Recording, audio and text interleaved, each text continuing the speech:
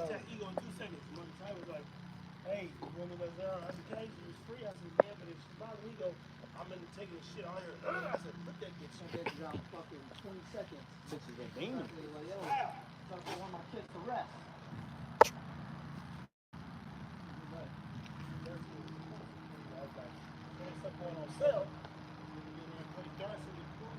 We had 8,500 views on the last time we played beer pong. So I'm averaging them. We had 16,000 people watch the live last night. You know, it came out every day in a second. What's the topic? He said, I gotta stop on the scriptures with leaves or something like that. I'm like this, niggas. Nigga, you and Stan, man, y'all can't. Y'all get along. We smoke too much, nigga. I ain't even smoked today.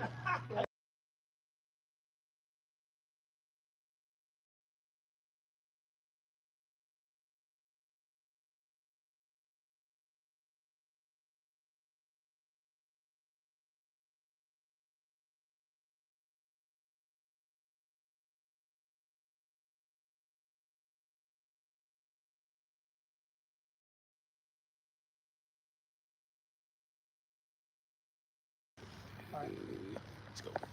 Live? Alright, so we tried to do this earlier, but we didn't have somebody watching the camera and it got disconnected for some point. We are breaking down the recall course.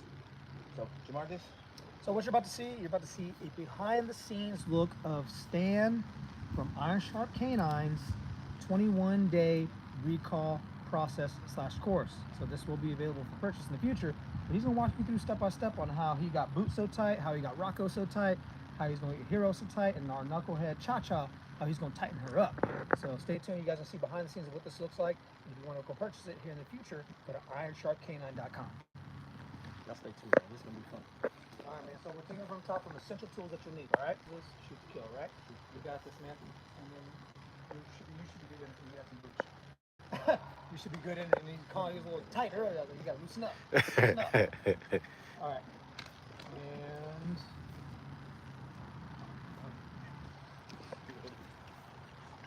Alright, so some of the essential tools that you are going to need is a high value treat.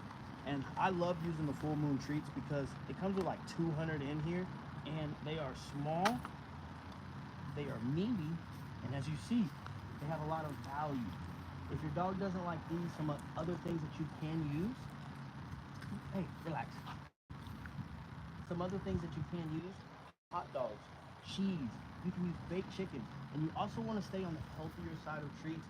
Get like freeze-dried liver, ingredients with one ingredient in there, treats with one ingredient, because you want to make sure your dog's not getting fat while you're doing these things. And don't think about, oh, I'm giving my dog treats and that's why they're working. No, this is a paycheck. We can't give the dog a quarter, $1, $100. It doesn't matter to them, but I can give him a treat when he's doing the right things. Also, you can use a high-value reward. So, as you see, he loves his ball, so he's going to want to work for these things. Relax. If you have a ball and your dog loves it, if your dog doesn't like a ball, you throw it. You can use whatever your dog likes, but they need to be getting something for coming back to you. Another thing you're going to need is a leash, because if you can't control the outcome whenever you're working with your dog, you are hoping that they're doing the right thing. You are actually not training. Because if the dog So we do all kind of training, obedience training, protection training. else, because you don't have a line of communication with them, you are actually going to be teaching them that they can ignore you. So we start with the 6 foot, and then we move to something like a retractable leash. And the thing I love about a retractable leash is it can get about 25, 30 feet away, and it just retracts back. If you don't want to use a retractable leash because you feel like it's dangerous, if you grab it here and you can burn your hand, that's perfectly fine too. You can come down here and you can use a long line. So this is a 30-foot long line. But the thing about this is it can get tangled up in the dog. It can get tangled on a tree. So you want to make sure you know how to use all of these tools before you actually start training, because you don't want to have a bad interaction whenever you're recalling your dog. Because the worst thing that can happen is your dog gets corrected on their way back, and you know what they're going to do? They're not going to want to come back. If you do need to correct your dog, you may have to use a prong collar. And the only prong collars I suggest is a Herm Springer. And the thing about the Herm Springer is this plate right here. the thing about this is it changes the prongs there. If you go to the pet store, you're going to get a prong collar, and they're all going to be going the same way, and it's just not effective. And we know how we know it's not effective is we had a 120-pound bully sheep on a bite, and we're correcting them, and I'm like, Stevie, what's going on? Like, why is the prong not working? She said, I lost my Herm Springer. I went to the pet store. I said, no. So we went, got the actual one that was worked, popped it once, and he came off. Because this is more of a psychological correction than it is a painful correction. And if you are doing it right, you're not going to hurt the dog. I can scratch this all day. And you see, there's no marks. The ones at the pet store are cheap. They're cut off, and they may actually hurt your dog. So you want to make sure you are using the right tools whenever you're doing anything. You want to make sure the dog understands the right way to do things and the wrong way to do things. Another thing that you would like to use is a verbal or a marker, so the dog understands that they're doing the right thing. And the reason why I love using the clicker, because it takes the emotion out of it. If your dog's messing up, you get a little frustrated, you know what happens? Your voice changes. And you know what happens? If I make a voice, no. Did you see that? But if I have the, now it's, oh, we're doing the right thing. So if he's messed up, and I tell him, Yeah, we just train all kind of dogs, any breed. so the clicker is a marker for your dog that they are doing the right thing, and the reward is going to come when they are doing the right thing. So you guys stay tuned. Take care of your dog. Oh, yeah, Marcus. See, I love Marcus. He's behind the scenes, making sure we stay on track. Another thing, you want to have I love the bait bag, because you can get them treats very quickly. But the thing is about a bait bag is your dog starts paying attention to if you have it on. And you want to actually make sure you start weaning your dog off of all these things, because you want your voice, you want your whistles, you want all of these things to be more powerful than just your bait bag. So we start with the bait bag so the dog understands exactly when they are working. But eventually, you know what we're going to do? We take some treats in our hand, we're going to take the bait bag off, and we're going to stuff them in our pocket right now. So then, when we tell the dog, come, he gets rewarded, and he doesn't see those things. Because if you are out with your dog, and they're doing something, you may not have all of these tools ready, but you still want your dog to understand. The next thing you want to think about is casual recall versus a formal recall. And then what does that even mean? So casually, that means the dog returns into the vicinity. So the boot is, let's see, if he's over there sniffing around, and I tell him, come.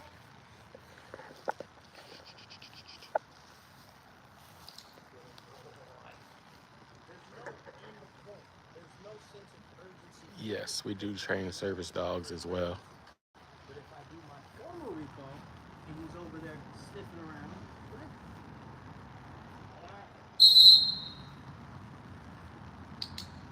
there's a different sense of urgency, and he has to come into this finished position. And we want to make sure we are specifying what we want our dogs to do. We can also have a verbal. So if I tell him, boot, left, that is a finished position. So we're going to show you step by step to get your dog to this point. So you guys stay tuned. Good job, Borders! Just don't forget to tie it back to what it is that we were talking about. Remember, we were talking about simple steps, right? So that's in there, what you could have done also was, we're going to show you how to implement all these tools moving forward. And this is, we can always go back and redo it, but just moving forward for reference, making sure the thing on topic, so other than that though, everything was great. Outside you know we're forgetting top. I was like, man, everything was smooth, yeah. And then I was like, man, you got the skip pouch, but the miscellaneous. Yeah. All the extra stuff. Alright, so what's next? So now types of recall. So then it sounds like I'm gonna delete the whistle recall, because it's as part of the format. So if anything I'll do is really good. So format that again. So now we're gonna go to this technical. We'll turn this into casual. So this will be casual versus formal.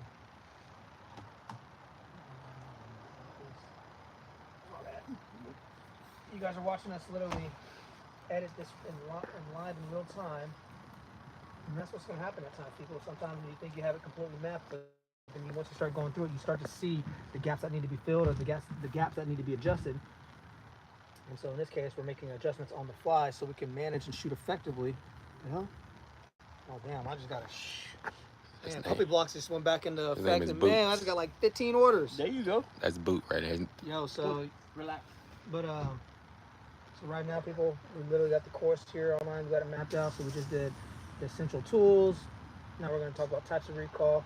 And like I said, now we Can I say hi to the dog? Go ahead, man. Yeah, you can say hi to him. Hey, Sprinkle, do your thing, bro. What are good markers?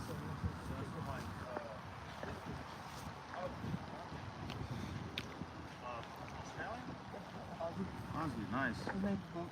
Boot, health problems? You healthy boy? Yeah. That's why I was looking out. I was like, if I'm getting a dog, I'm not gonna get one that's like, you know, doesn't even want to look like it wants to be alive. Yeah, no. He loves to work. I mean, we can go on a 5-mile run. We can do anything. He swims. He does bite work. All the fun stuff. Plays frisbee. He's a good little dog. I think I'll always have an Aussie in my pack from now on. Yeah. You got any dogs? No, we actually had our house cat pass away. Or she didn't pass away, we euthanized her, but like, you know, she had 17, 18, I want to say. It's a good life, though. Around for a long time, yeah. Alright, cool. Just want to say hi. What's your name? Eli. Stanley. Stanley. Y'all live next door now? They do. We come up and shoot some content. Oh, I see. Cool. Alright. Nice to meet you, Stanley. All right, see you later. Have a good one, boss. Relax. Appreciate it. Make sure you subscribe. If this is your new favorite channel, make sure you're subscribing. And make sure you liking the screen. And make double tap the screen. Double tap the screen.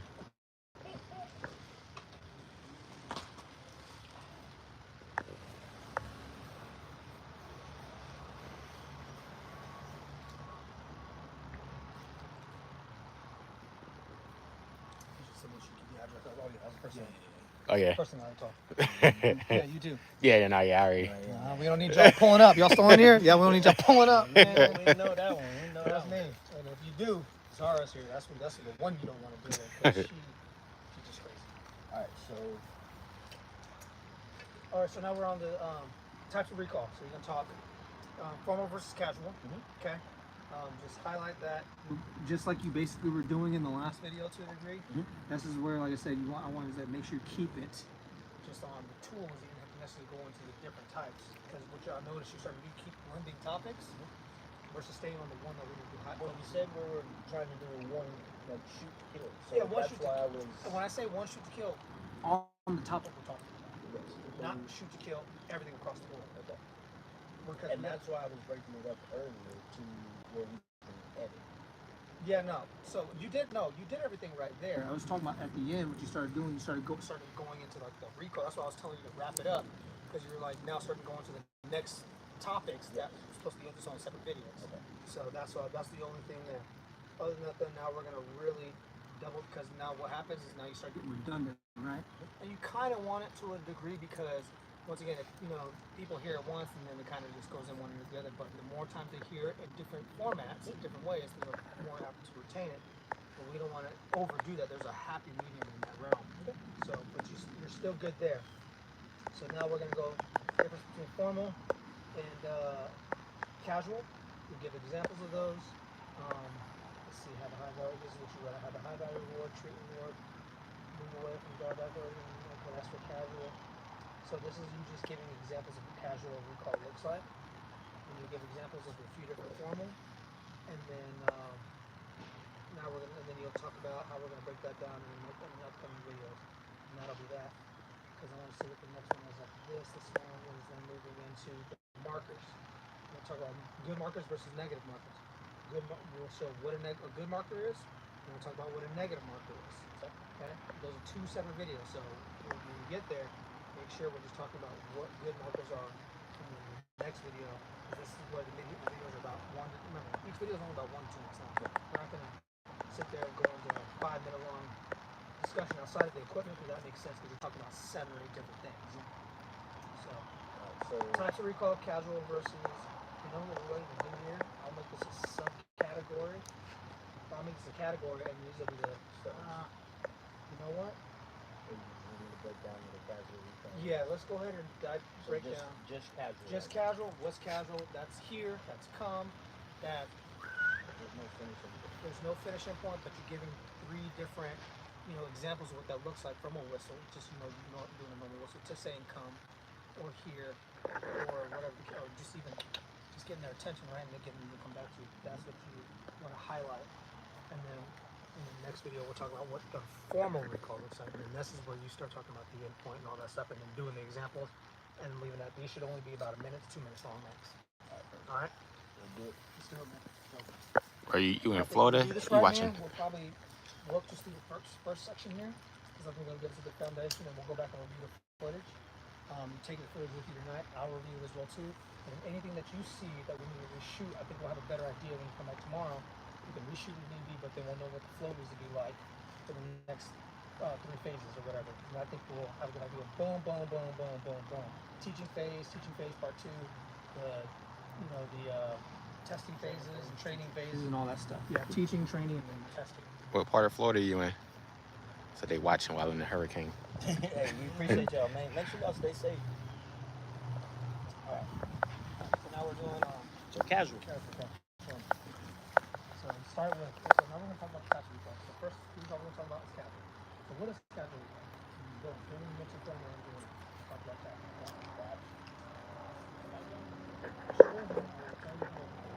I see it on here, man. I'm watching the bar and I see the light. Ready? All right, so the first thing we all need to talk about is a casual recall. What is a casual recall? That means there is no formal position that the dog has to get to. It literally means be within my vicinity. In my bubble, I want it to be within 3 feet of me. So if I say, come on, and he just runs his noise, we're going to mark that behavior. Again, if he's going over there, and I say, let's go. And he's already on his way back, I'm going to mark that behavior. I want you to understand that he's doing the right thing. There is no finished viewpoint. Man, that's crazy. Make sure you be safe out there. And this is just the beginning of the storm, right? Because I know it's supposed to hit a little harder later on tonight. Just teaching the dog about being around you is a good thing. Another thing, if your dog doesn't like treats, you can use the same thing with the ball. So we're going to grab the ball over here. Relax. Yes. Good. And then he's going to get a reward for coming back. One thing you really want to think about when you are teaching the recall, you should be more interested in anything else. So if your dog loves playing tug with you, use those things to get the dog to come back. Relax. And we're also going to use our motion to show the dog exactly where we need them to go. So if I want him to come with me, let's go, buddy. Hey, where'd you go, boy? Let's go. Good. And you want to mark these behaviors. Next thing we're going to do is break down a formal recall. And what does that mean? You got to stay tuned. Perfect. I won't be in a car.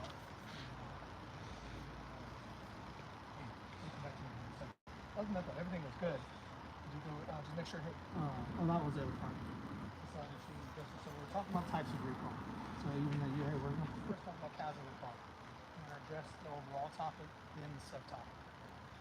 Just make sure they have context of what's about to happen. Other than that, though, everything else was good. But that's it right now. So okay, formal recall, man. Move on. Oh, I think it's the same. Damn, see, these are those moments. I'm having a brain fart. And it's like right there on the tip of my tongue. It's going to come to me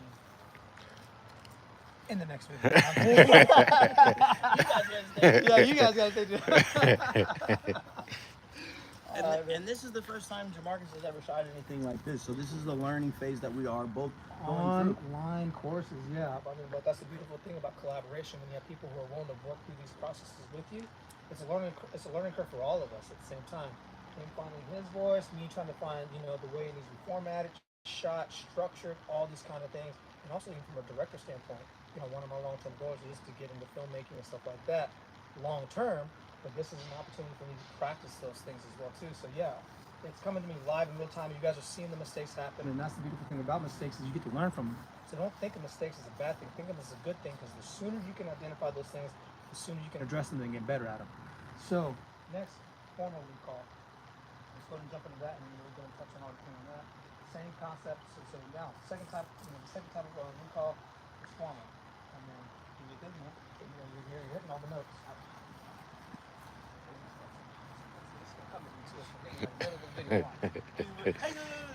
All right, cut. So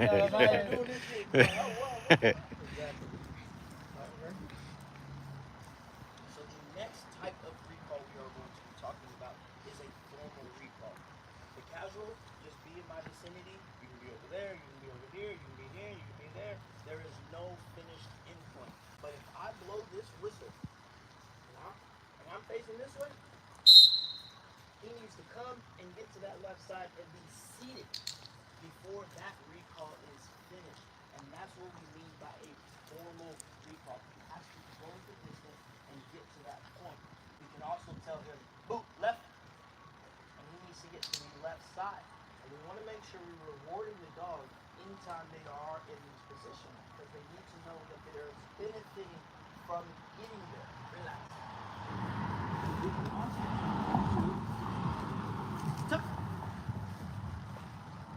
that means get in between my legs. Finish, or not finish, relax. You want to make sure when we are doing these formal recalls that the dog understands that there is a beginning and there is an end to recall. So again, when we blow the whistle,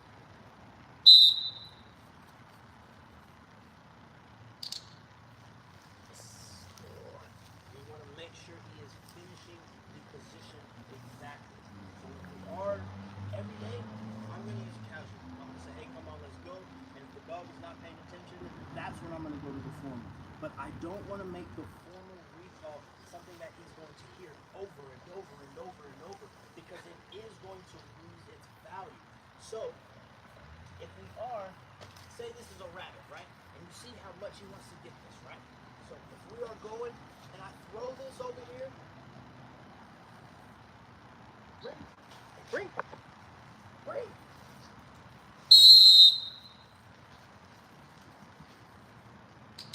That is a formal recall. He's chasing a rabbit. He really wants to get it, but we told him, no, come back.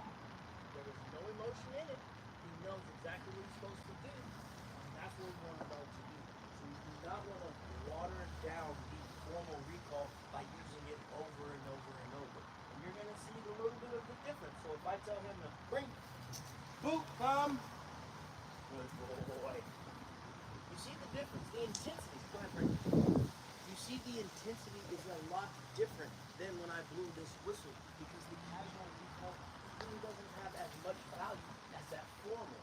So when you are working with your dog, make sure they understand that there is a benefit for coming back whenever they hear those formal things.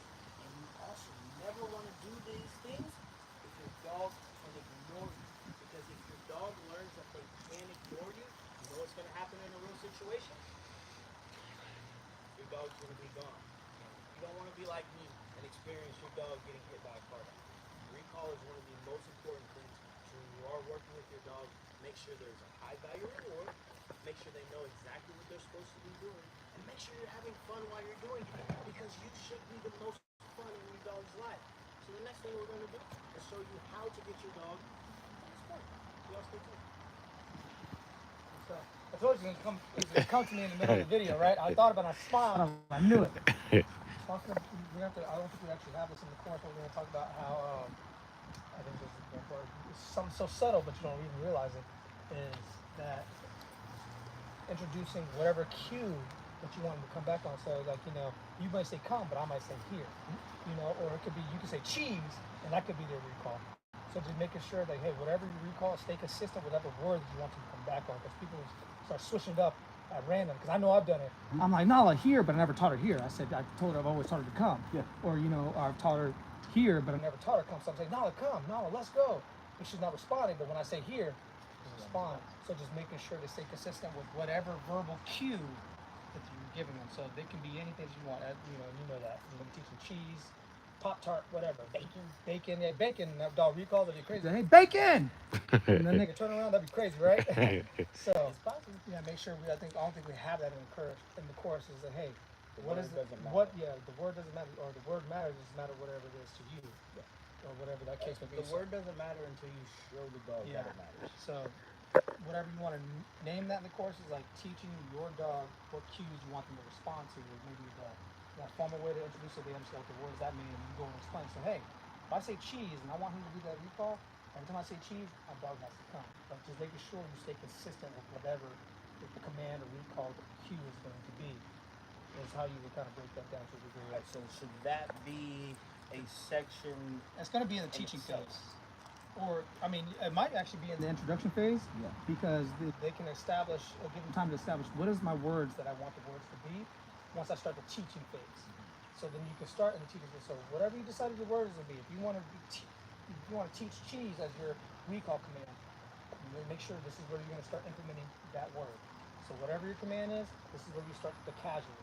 So I'm going to say, when I say boots, cheese, and he turns around and comes back, that's how you want it. So whatever your dog's name is, Susie, come, or cheese, or whatever the case may be. Yeah, like you said, that'll be important to put in the teaching phase, because that's. And it has to be at the very beginning, because you can't bring that like 5 videos down. So the formal and casual, we broke those down and showed it. Yeah, we showed it, but now it's like. But what I'm saying is, when we're teaching, that's when we're going to start saying the word matters. Yeah. Because Root already knows the word. So me saying these things in the intro, I don't think it'll have as much value as in the teaching phase. No, I 100% agree with you. I'm just saying it probably has to be one of the first videos in the teaching phase. I agree. Stating that, like, okay, so we're now in the teaching phase. First thing we need to identify, what word are you going to use? What is going to be your dog's recall? You can say calm. You can say here. You can say, and then where do you want your dog to go? Exactly, and this is where you start breaking this. So I don't think those phases are actually in the teaching phase, but we can add them. And once again, you got to see live in real time us working through the process. I mean, it's in there, but it's not broken down to allow people to kick forward. But that's the thing, because I think you even told Trev, for instance, with Maestro, that hey, you might want to make sit something different, where he says, exactly, right? And he's always told me this too, like, hey, you can teach your dog whatever you want your dog to do with whatever command is you're trying to teach. You just got to make sure you stay consistent with whatever. So I wanted my dogs, for my place command, I wanted my dogs to chill. So I teach my dogs, hey, chill, go lay on the place, on the mat or whatever I have them go, and they'll go chill. So this is for any, if you want it to be cheese, Pop-Tart, whatever, don't lay down, doesn't matter. Be consistent. I mean, it's the same thing with him, relaxing down, doing the same thing. Yeah, when I heard him say relax, I was like, oh shit. So he said relax, I was like, well, what could I say? So I just want my daughter to go chill. I said, hey, no, go chill. And she fucking was doing that shit. Rest in peace, of course. But yeah, that's the point. You can pick whatever word you want. And you guys are seeing live real time. This is what collaboration looks like. This is what working through mistakes and working through problem solving and trying to make sure this makes sense for you guys. So glad we were able to highlight. And I knew Cam was going to come to me too. All right, so perfect. So that'll be in the teaching phase, probably in the very beginning, just like how to lure and all that kind of stuff. Identifying the word. Okay. So then what's next? We talked about casual. Yep. Is that the one we just did? Casual? No, that was formal. That was formal. So we did formal. Okay, so next, what are good markers? And then after that, what are negative markers? And then understanding proper corrections. And that'll be the end of the first section. And then we go into teaching phase 1. And then I would say we'll end after the proper corrections, because then we can go back and make any adjustments we need to moving forward. So when tomorrow you come, we know exactly what we need to shoot, and you guys will get to see those adjustments in real time. So yeah. All right, so next is good markers, and negative markers, and understanding the proper corrections. I'm gonna grab a boot. You got any more? You good? Need boots? You good? You need Got it, Get a little warm over here. Is there a good dog breed to be a service dog for the blind? So, I mean, you would want an intelligent dog. You would want something. Look at him cheating. He's in the down still. Hey, look. No. Oh, there's a treats over there. Relax. So he was cheating. He was in a down. So he's like, I'm still in the down. I'm kind of doing what you say. So you don't want to get a dog that's too smart. They're gonna start cheating on you. I mean, you would want a dog not super high drive, so I would not suggest like a Mal or anything like that. Get something that has a good temperament, is good socially, and wants to learn. So get a dog you like. That's the most important thing. Get a dog that you want to work with, or whoever you're getting to train that dog. Make sure they enjoy working with that kind of dog, and that's going to be one of the most important things. You don't want to get a dog that's over the top happy, over the top eager, Thank with you. a whole lot of prey drive and those kind of things. So find a dog you like. Honestly, get a dog that looks good. I got a question for you guys. Drop in the comments any questions that you have when it comes to just even training recall, or any issues you're running into with your dog when it comes to recall. I'm pretty confident, even when I was laying this out on his website and stuff like that, that he's going to cover a good majority of the things that you guys may ask, but there might be something that might have slipped through the cracks, just like, hey, identifying what word do I want my dog to, because that's actually pretty important. Most people think it has to be a heel, or it has to be come, or here, or front. It could be any word you want to be. You've heard the German dogs, they use, I mean, he knows all the commands, I don't. But, you know, like 9, and that means no, just so we're clear. But but you've heard them say all those commands in German. You're like, dang, how'd they get the dog to do that?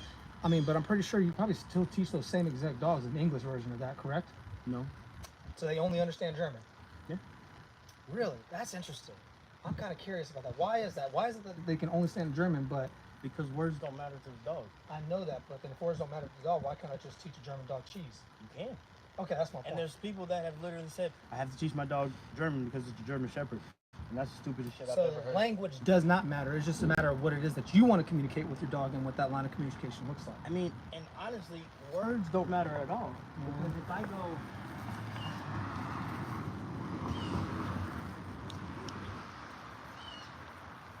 So it looks like we just learned that might be another section in the recall program, that words don't matter at all, because he didn't say anything. And you see all this? Is he just tapping? I'm like, what are you? What I'm gonna do? Boots, come! Come on, Boots, let's go! Yeah, let's go, Boots! Boots here, front, left, right, tuck. Man, Boots, you suck. If you came on that one, that would have been funny. All right. Yeah, words don't matter at all. Dogs don't care nothing about what you're saying to them, as long as they understand that they're getting paid for the work that they are doing.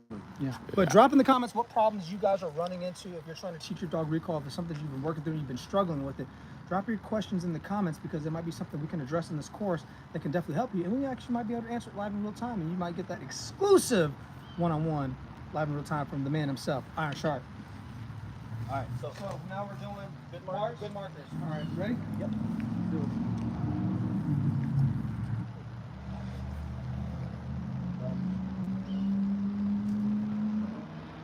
So what is a marker? A marker is something that is going to identify that the dog, that they are either doing something good or doing something negative. Right now we're going to be talking about a good marker. So I would say your dog probably listens to your husband more than listen to you. You probably, I would say spoil it. You probably let the dog get away with a little bit more. So you just have to be more firm. Make sure you don't let the dog cheat. So just make sure you, and then whenever like your husband isn't home, make sure you're doing some, 5-10 minute training with the dog before you feed the dog, to let them know you have something of value. Yes. So you understand. Watch his behavior. Sit. Yes. I'm also going to use the word good, letting him understand that these are behaviors that I want him to do. So when he is in position, yes. Yeah, they get along. They get along just fine. Talk to your dog. Let them know that they are doing something that you like them doing. That is a good marker. You're either going to verbally tell them, yes, good. You can say bacon and then get rewarded for those things. But make sure your dog identifies when they are doing the right thing. The next thing we're going to talk about is a negative marker. We're going to do it. You're good. Don't forget to close it out. Every video, close it out. So next thing we're going to talk about is a negative marker. Stay tuned, stay sharp, and as always, take care of your dog. Even if it, because it's a course, so even. Absolutely. You know why? Because what are you doing, man? Just like you're loading quickly, you're loading your brand. Gotcha. Got to build brand value. Just so we're clear, his word speaks for itself. But yeah, So negative marker. negative marker. Ready? All right. So we just talked about the good markers, and then we're also going to talk about the negative markers. So when you are using a negative marker, that means that there's a consequence for you doing driving in our car, and if I'm doing 100 miles an hour in this neighborhood and I see a popo, you know what I'm gonna do? I'm gonna slow down because if he sees me, I'm gonna get a ticket. So I understand that there is a negative consequence for me speeding. We also have to make sure that dogs understand that there's a negative consequence for not listening. So we want to make sure that we are being able to communicate that with the dog. So, wrong collar, I think I need to resize this for Boo's neck. Boo's like, man, I ain't do nothing wrong. Why you putting it on there? So he already knows about these negative markers. So, when the dog does have the prong collar on, you want to make sure it is sized properly. So you want to snag it tight on the neck. See, there it is. And then we are going to apply our leash. And hypothetically speaking, we're going to say Boo messed up when I was asking him to do things. Boo never makes any mistakes. So he never gets these negative markers. But if he did, say I asked him to come and he doesn't, well, you're going to give him a little pop. If you saw him, he's like, oh, let me get back to where I need to be. So a negative marker is going to be a consequence for the dog. And actually, it's not always a physical consequence. So you can take this off because this is one way that you can give the dog a negative marker. So we're going to toss this over there. I'm going to have his favorite thing in the world. So if I ask him to do a behavior and I'm going to say bacon and he doesn't do it, he doesn't get the reward. And like we talked about earlier, words don't matter to the dog, so he had no clue what he was doing. So he's understanding. He's like, why didn't I get my reward? But this is a negative marker. But if I told him left and he gets there, he gets rewarded, right? But if I told him left and he doesn't get the reward. And that is also a negative marker. So if you are working with your dog at mealtime and you're having them work for their meal and they don't pay attention how you would like, you know what happens? They do not get their meal because that is a negative marker that teaches the dog that if you're not listening properly, you are not getting the reward. So you want to make sure that you are having both of these things with the dog. It is a two-way street. You want to make sure your dog understands that if they are doing something wrong, you tell them, no, I shouldn't be grabbing that ball. Let me stop doing that. If he does it right, yes. Yeah. So again, having a clear path of what your dog is supposed to be doing and what your dog is not supposed to be doing is actually going to make your dog safe. So, for instance, I don't want him to chase this ball, right? So he's chasing it now, right? He's jumping, but if I tell him, no, he understands there's a clear marker that he's not supposed to be doing these things. But the moment I tell him, yes, clear communication is what's going to make your dog a whole lot better. It's going to keep your dog more reliable and a lot safer. So the next thing we are going to be talking about is how to put your dog to this level. You guys stay tuned, stay safe, stay sharp, and stay tuned with us. Boom. How's that, Morgan? That button on the end sounds a lot different, doesn't it? Y'all heard it. Adding that little extra, just those couple of words at the end sound a lot better, right? Instead of stay tuned to the next video. No, when you stay safe, stay sharp, and as always, take it, man. See, iron sharpens iron. Iron man. sharpens iron, baby. man. Trying to tell you, man. That's good stuff, man. And this is what it takes, people. You need people that are going to criticize you when you aren't doing as good as you can do. And we were driving actually on the way to go get Trev here in a little bit, and he's like, bro, like, you're overthinking it. And once you get calm and settled, like, you're good. His energy wasn't there. And him and I, just so we're both clear, him and I are very alike in a lot of similarities. So when we start something, we take things a little too serious up front. And by like videos 3, 4, or 5, we start to relax a little bit. We find our groove, and things get a little bit better. And so as I knew that was how it was going to be with him, and as his flow was starting now to come together. And that's the thing is, like, when you're working with people who want to genuinely see you grow, it's not criticism, it's constructive. If anything, we're just trying to help. Don't take it personally, but you want to surround yourself with people who are willing to give you that constructive criticism, who are willing to be honest with you in moments where they know you genuinely can be better. And that's honestly very difficult to find, just so we're clear. A lot of people with yes people. You don't want the yes people that around part, you. yeah, and that's the other part too. So even one thing I've been trying to get better at is even trying to criticize Trev at times. And Trev, man, that's That's a challenge. That's a challenge itself, but 97% of the time, he's usually right, but there's still that 3%. And there's moments where I'm saying, hey, man, I think there's areas I think we could probably do better in. I think you can tighten up on based off I went and watched 10 of our videos on YouTube, and I got lost about halfway through because you never circle back to the original topic. If we can make sure there's like this, and that, there's structure all the way to the end that's going to keep me watching to the end, and then you direct me to somewhere else that's going to put the cherry on top to complement what it is we were just talking about. I think that would not only increase our engagement from the video, but also increase our engagement on the platform as a whole in terms of YouTube. It's retention. He's like, hey, yeah, exactly. Just like you said, that's retention, right? Because we're trying to work on a retention rate on YouTube. He's like, hey, you know what? That makes sense. And he didn't get defensive or upset. And we're all used to people giving negative feedback, right? But how do you know until you at least say something or speak up, right? And when you're working with people who want to all genuinely grow together, it gets a little bit easier. But that's where you have to learn specific types of discernment just to make sure you surround yourself with the right people. And I'm saying that because it's so funny. We were just talking about this before we were on this live in terms of discernment. And that's us collectively as a whole. And another thing, I don't want to interrupt. No, go you, ahead. but Go ahead. If people are trying to help you be better, like Mhm. take heed to what they're saying. Like he's not saying anything wrong because he's looking at it from a learning standpoint, and I'm like, oh shit, they should already know these things because I don't think about steps 1, 2, 3 anymore because we've just been doing it so much.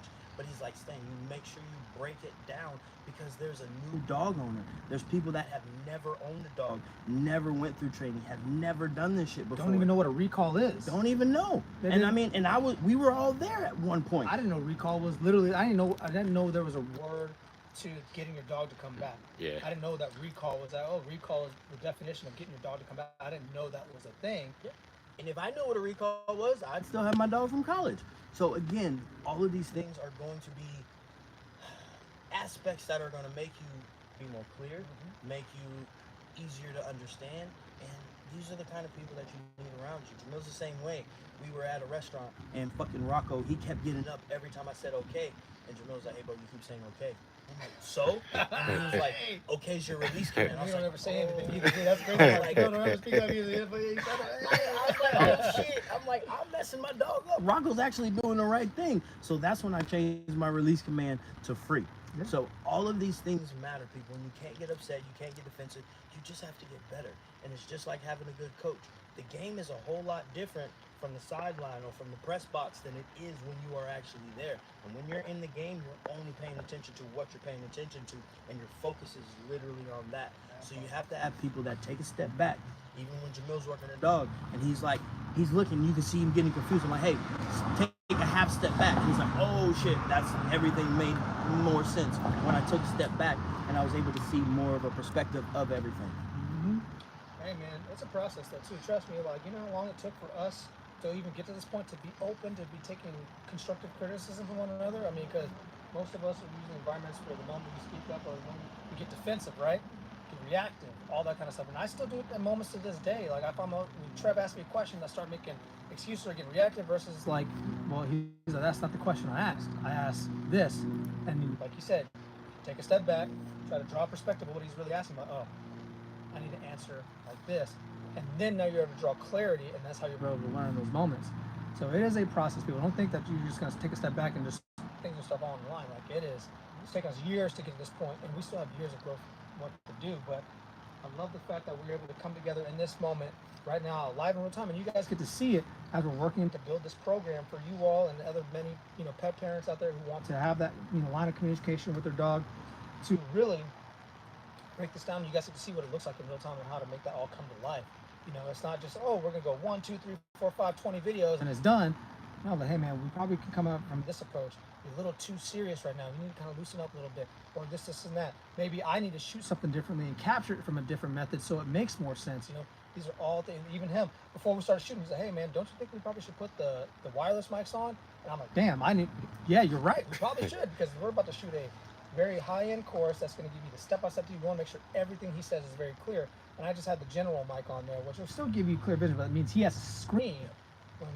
And if I start screaming, Budak's different because he understands the tone Man. of my See? voice. If I'm talking too loud, Budak's like, I don't know what I'm supposed I to didn't do. even catch that.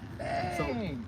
that's one thing you also want to think about when you are talking to your dog. You want to have conversational tone. You don't want to have everything at a 10, because if you actually need it to be a 10, it's not going to matter.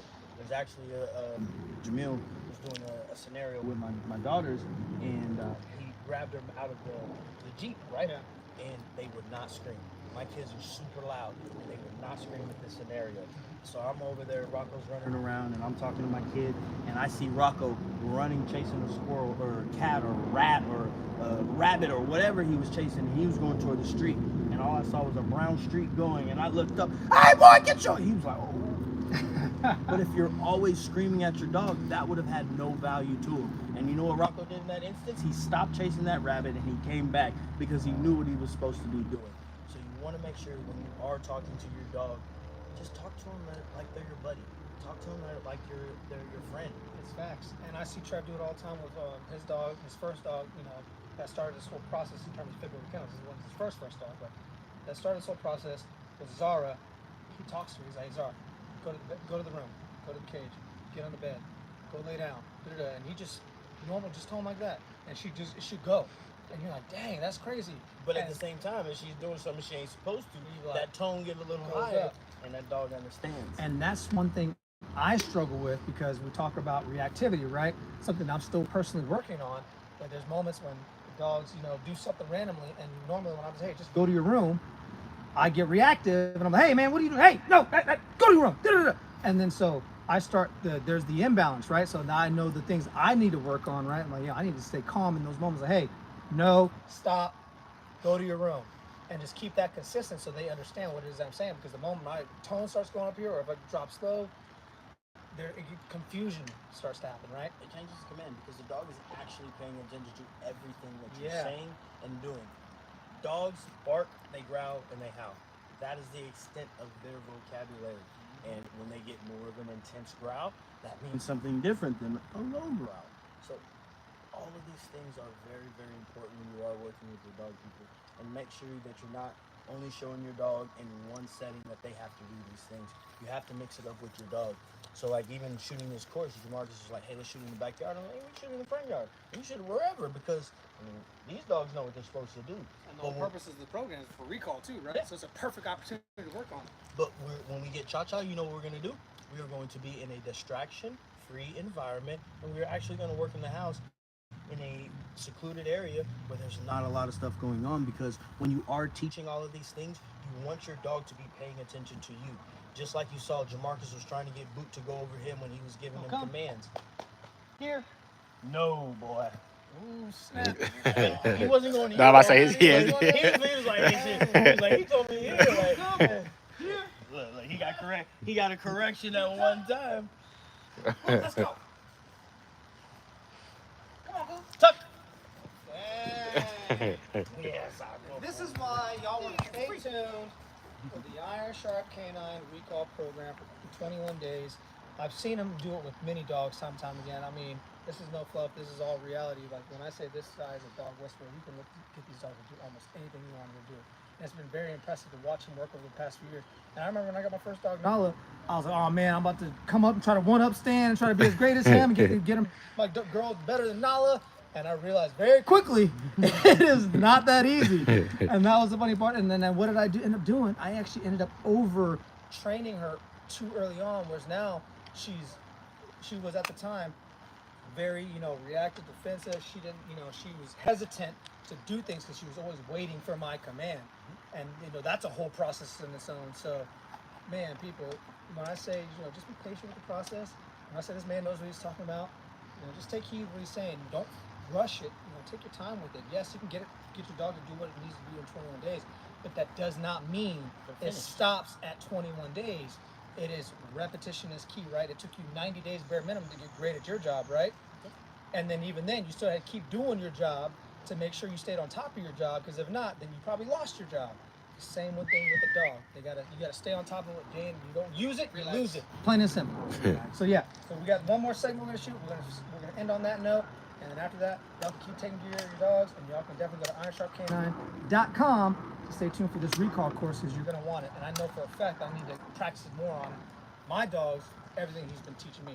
As me being a terrible pet parent, not implementing everything that I've learned. No, it's not you being a terrible pet parent. We just got like a whole lot of dogs and stuff that we're trying to put out for you guys. Yeah, there's and that's a lot of one thing dogs. to think about. A lot of people are like, oh, I want to be a dog trainer so my dog can be the best dog. if you're a dog trainer, people, your dog is always on the back burner. So you always have to make time for your dog. Yeah, And it's not necessarily hours of reps and this. Make sure your dog is doing positive reps. So a lot of times, like even Creed, we would do one and dones. And y'all remember Creed? That dog, if you ever Tough seen boy. Creed, we would probably work him maybe once, twice a week, if that. And then it got to the point where it may be once a month. But when he come out, everything was exactly how we needed it to be. Same thing with Boot.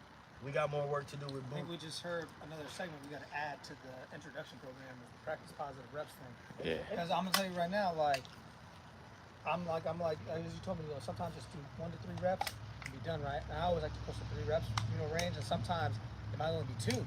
Yeah, And you- one or yeah, two. but Like yeah, that yeah, one might and be you- good, and like and this is where you get it. And this is where sometimes. Discernment. Yeah, you It's gotta when get the dog does what you want. You You got to to get stop while you're very, ahead. very meticulous at paying attention to the dog's behaviors because after the first rep, you need to, man, they're being hard-headed, but then they get that next rep right, you're like, oh, you know what? Let me push one more. You want to push it again? If you always think, let's do one more. Just stop. Yeah. Just stop. That Just part. That's stop. a good rule. Though. You think, oh, let's do one more. Just stop. You know what? He just ended on good enough. Let's put him up. Because you can always come back to something. A dog is always going to come back to something the way they left it. So if they left here, you can build on that. But you try to get that extra rep, you may go back down here, I'm gonna and tell now you. you got to go back up. 9 times out of 10, when I try to push that extra rep, what happened? You didn't do it as well. And I'm like, Then you "Dang." get frustrated, start And yelling at the like- dog. And then you That's get a- frustrated. Exactly. Exactly. And then they're like, Everything man, is fuck talking this. about. I I've don't been wanna there. do that at all no I've been there. more. And of course, I like to keep pushing it because I'm just that competitive at times. I'm like, oh, I know I can do a little bit better. And I'm like, there's sometimes you just gotta take a step back. Just remember, it's not about you, man. It's about the dog having a good time. That's it. You and the dog having a good time. The reason why Boot does half of the things he does is just because I like it. Mm-hmm. We tried to do some Aussie stuff with him, going to herd him, and he was like, "You ain't never done this. I don't know if you like that." And he was like, "Nope, I'm not doing nothing." And we can get him to wall climb. We can get him to do bite work. We can get him to do a lot of stuff because he knows I enjoy that. Absolutely. So, final segment. Here we go. Understanding positive corrections. And what was the other thing I said now that we probably have to add to it? Jalil, do you remember? I mean, Jamil. Yeah, I said Jamil. Jamil, my bad. I said, He got like 8 and I to know, remind you, I Jamal. apologize because I'm calling by this other cat that we know whose name is Jalil.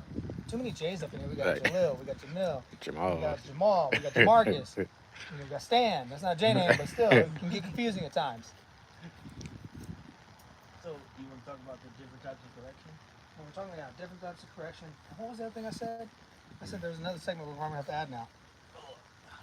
Ending on a good note. Oh, Yeah, like, the yeah. repetition. Repetition. And that would probably go in the teaching phase, right? Yeah, we Yeah. Teaching phase. Hold on, let me add that real quick. Let me add that real fast because make sure we have it marked. Teaching phase. No, you can start to train at any age. It's just the older the dog, you're gonna have to untrain a lot of stuff. The earlier you learn, the easier it is because the dog doesn't have any bad habits. It's just like if you're trying to teach me French right now, like my it's just not gonna work the same way. I can still learn French, but it's gonna take me a whole lot longer than if I don't have any bad habits about having slang conversations. So.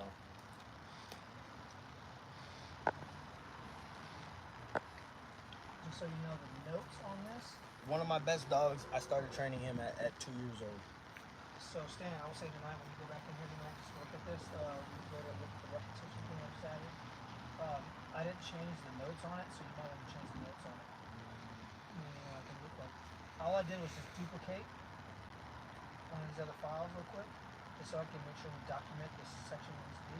You need to go in here and change proper wording so I can understand repetition and breaking that down and all that kind of stuff. So when we shoot it tomorrow, boom, boom, boom, boom, boom. Okay. And also I'm only. not even gonna lie to you. When I get home, I'm probably not doing it. That's fine. That would be nice. It'll be tomorrow. I'm just saying, just make sure between tonight and tomorrow morning or whenever you come back in, you need to adjust this because these are notes that are actually going to go on the platform. So we want to make sure we're at least adjusting these notes so we don't have to go back and keep redoing a lot of stuff. I just duplicated one segment. The only thing that needs to change is the notes on it, and that was when you're coming. So I just named the segment end on a good note and next one a repetition. Okay. Then that basically And talk that, about doing 1 to 3 reps. yeah, so going into the teaching phase, you have recall training basics, how to properly lure, how to properly lure, and then end on a good note, aka repetition. you can go in and type in the notes what that looks like, and then when you shoot the video, you break down those concepts, and then when you start the whole teaching stuff, you go into days 1 through 5, what each day should look like. Okay? All right. So we're right now finishing up the first phase, which is understanding proper corrections. So you can About not feeding the dog, them not getting the rewards. just put a little more emphasis on that specifically then, because you were tying that to everything that you were doing before. So it's now understanding really what the corrections really need to be looking like. This is where everything you basically did was one decision, I guess. And because you were tying into what you've done before, and this is like I said, this was We did a negative marker, so well, see, this is what I'm saying. Like that's why because you had the new thing. So this is why I said you review. But this is now you can synopsis it all together. Do a whole summary. That make sense?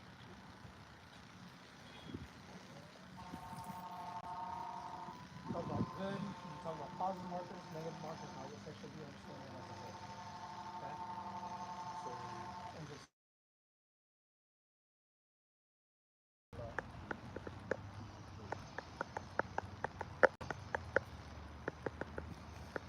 alright, so we're gonna talk about what a negative correction is. And actually we should probably a correction is something that changes a behavior to get the dog to do what you want them to do. So in this case we are using the prong collar, and as you see, if I tell him sit,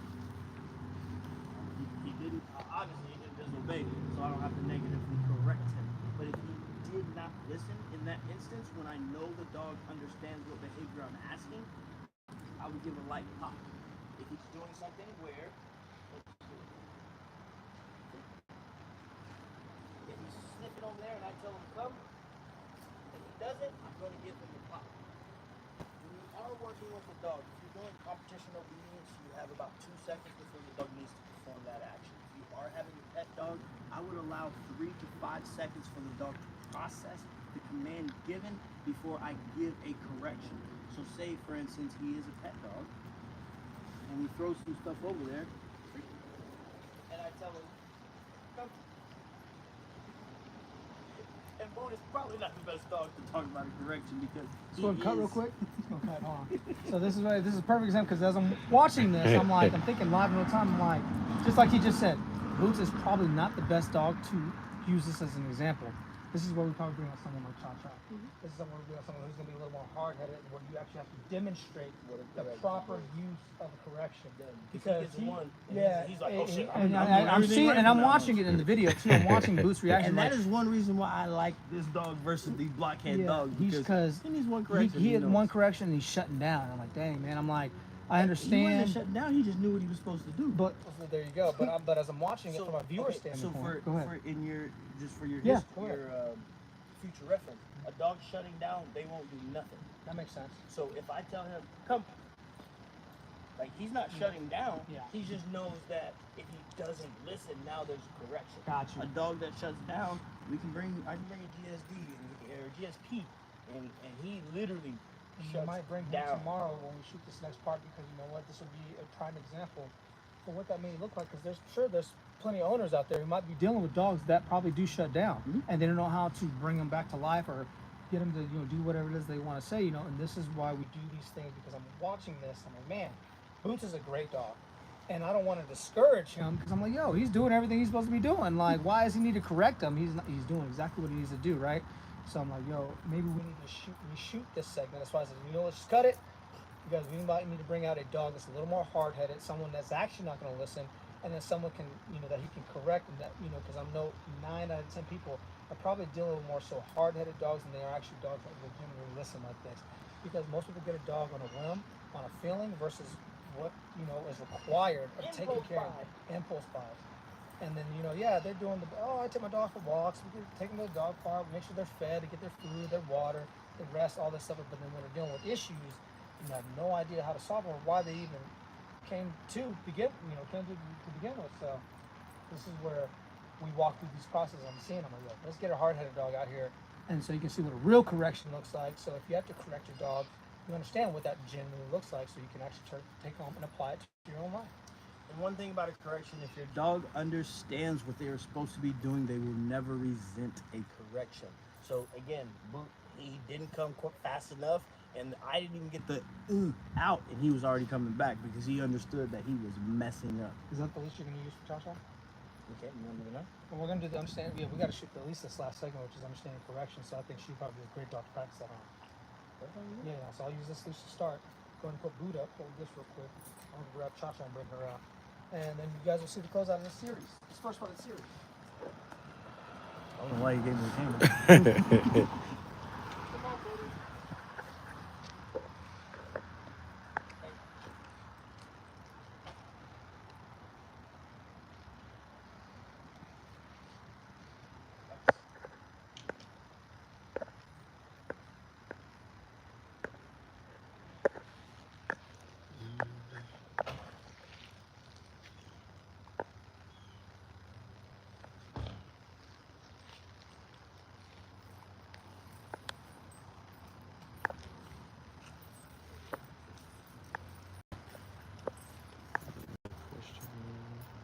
Too many people. Cha-Cha now. Cha-Cha.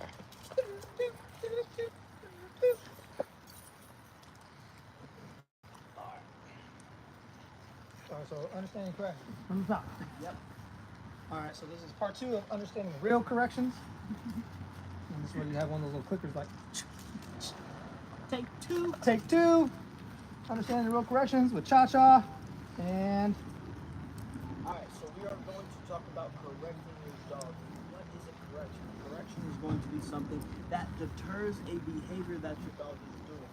So some dogs, a flat collar, you give them a pop, that's going to change the behavior.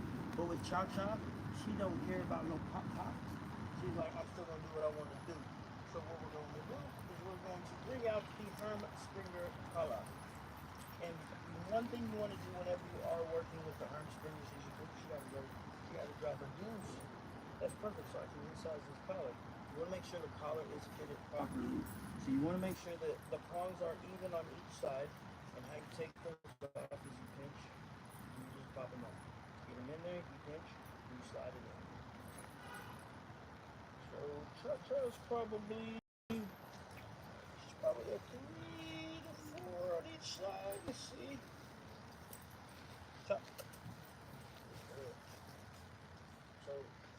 if I was putting this on her, this would be way too big because you don't want that much space in between there because you don't want her to go through there. You don't want to be able to stick your whole hand through there. That is not what we're looking for. So if it could fit over the dog's head like this, that is way too big. So we're going to take a link out, and again, pinch. It's very simple.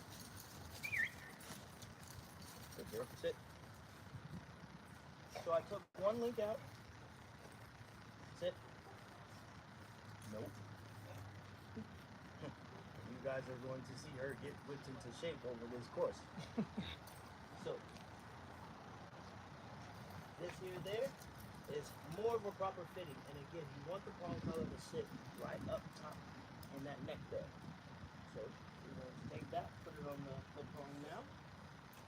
Same concept, she goes over there. And if you've ever popped anybody with a towel, that's the concept that you want to be thinking about when you give a correction. So you're going to toss some treats, get her interested in some stuff over here. I never said bullies are smart. Oh, okay. There we go. If I say something to her, Cha-Cha, and she does it, I'm going to pop. She doesn't reply. There you go. One didn't work. So that's where you saw the double pop. So again, she gets interested. Cha-Cha. There you go. And that's what you want a correction to do. You want a correction to show the dog that when I'm talking to you, it has value. And you're going to get rewarded for coming back in those instances. So again, we'll bring her back over here where the treats are at. And now I am more valuable than anything that's on the ground. So again, Cha-cha. Nope.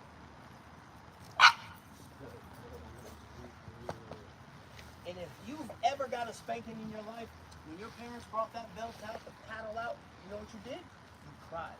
And you know why you cried? It's because you wanted sympathy. You weren't hurt before they started spanking you, but you wanted them to take sympathy on you. So when you hear her a little bit, she's like, oh my God, be easy on me. If you listen, you get easy things. So again, cha-cha. So we want to make sure you're showing the dog that there's a negative consequence when you don't listen. Cha-cha. Come. Good girl. And there is a positive consequence when you do listen. So the next thing that you are going to see with Cha-Cha is we are going to start breaking down what a formal recall is and what a casual recall is. So you guys stay tuned, stay safe, stay sharp, and just take care of your dog. Yes, ma'am. Yes, ma'am. Boom! And that's the trailer right there. My man, that was good, bro. Yeah. That was perfect. All right, cut That and was print. cut Beautiful and guys. print. Beautiful. Dynamite. We're brothers. We're happy and we're singing and we're colored. Give me a high five. Cut and print. Beautiful guys. Dynamite. Hey, Marlon, say cheese. Man, and that's what it's all about, people. Just having fun, having a good time. But this is one of those moments. There was no. I gave him constructive criticism. Yo, we need to bring out a dog that's not going to listen, and then that worked out in his favor to actually get the point across that he was trying to make. Because you saw Boots. He's like, yo, why am I getting correct? I'm doing what you're asking me. But this bitch, you know, respect the language. No, she is. That's what she is. She's a female dog. She is a female dog. Yeah, exactly. But this bitch, she is hard-headed. Love Cha-Cha to death. She's shown a lot of progress over the past 6 to 7 months. But there are things I know we need to work on with her. And this is one of those things. She don't want to listen. She wants to go do her own thing. And that's these type of breeds at times. You'll have these breeds who want to do their own thing, and you got to understand how to properly correct them. And you guys saw live real time what that looked like. But as you saw, the last time I didn't have to correct her because she understood she didn't listen. There was something that she got for not listening. When she listened, she got a reward. So you want to make sure you show the dogs both sides of the coin, people. Yeah. And one thing I've learned personally, and I mean, you can correct me if I'm wrong, but you know, once again, it's one of those things, especially if you're working with just one dog, your dog specifically, you know, love and affection is another thing that they respond to. And if you're able to build that bond and trust with your dog early on, it makes going through this process a little bit easier because then Not a little bit, a whole lot easier. There you go, Because see? If the dog knows that you like them, they're going to want to work for you even more. and there's people who are, hey man, my dog's like 3 years old and won't do this, won't do that, do that. And I've heard Trev say it many times. They ask him, he's like, hey man, I'm gonna say this respectfully, your dog don't like you. Yep. And they're like, they've had the dog since they were a puppy, and the dog's 3 years old, and they're like, what? What do you mean? And they're like, yo, everything you're telling me shows that your dog does not like you. They're just doing what you're asking of them only because you may have something of value, but they don't like you. They just know They're you're not gonna. even doing what they want them to do, even if they have something for See, value. there you go. So there's so many things that are very meticulous through this whole entire process when you're learning how to build a dog that I've learned that it's tonality. I mean, there's so many factors, but I'm telling you right now, that's exactly what you're about to learn through this recall process in terms of what Stan is explaining, step by step, through all the different scenarios, the distractions, the environments you need to be in to get your dog to a point where they're going to listen. I've learned that even working with my dogs at times. I mean, you know what? I've taken my dogs in certain situations, not the recall command, just so we're clear, but other commands and specifically where I'm like, yo, I know I need to teach a dog to stay. I know I can probably get the coldest stay ever. I'll tell you right now, that's one of the first commands I learned is how to teach a dog to sit and stay. And he taught me that, so I was like, I know I can get a sit and stay in the living room. I know I can get a sit and stay in the backyard. I know I can get a sit and stay in the front yard. And if I wanted, I can get a sit and stay in the middle of the street. I've learned that, and I've gotten that consistently with every single one of my dogs. So I've mastered that process. But there's so more to it just than doing that. And this is where you start implementing layers. And this is where someone like him comes in and teaches how to leverage those layers and to get the best out of your dog. Stay tuned, people. Take care of your dogs. Iron sharpens iron. Stay sharp. And always remember, just do your best.